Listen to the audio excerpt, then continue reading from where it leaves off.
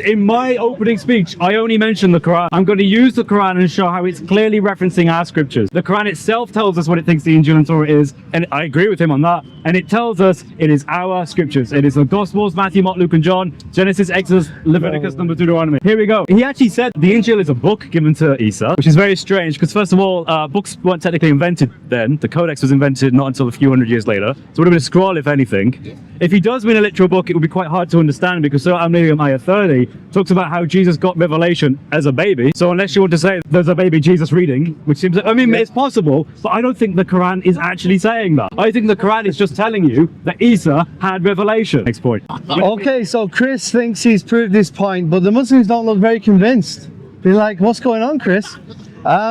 He says that there was no books invented at that time. He's imposing our modern understanding of book on 2,000 years ago. Even today we have audio books with Kindle and Amazon. We listen to audio books, right? This was an oral revelation. When we talk about book, we mean a group of ayah, a group of, if you want to call it, verses which Allah has revealed, a collection of verses and surahs which is compiled into an audio book. This is what we call a kitab. So when we talk about a book, I'm not saying that these pieces of paper, because we know paper was not around then, was coming down on the planet into baby Jesus's cot. No, Jesus was given inspiration of this book, and there's a difference between the inspiration which is a part of the book of the Injil and the inspiration which is inspired to Jesus in a hadith perspective. Because in Islam we have two types of revelation.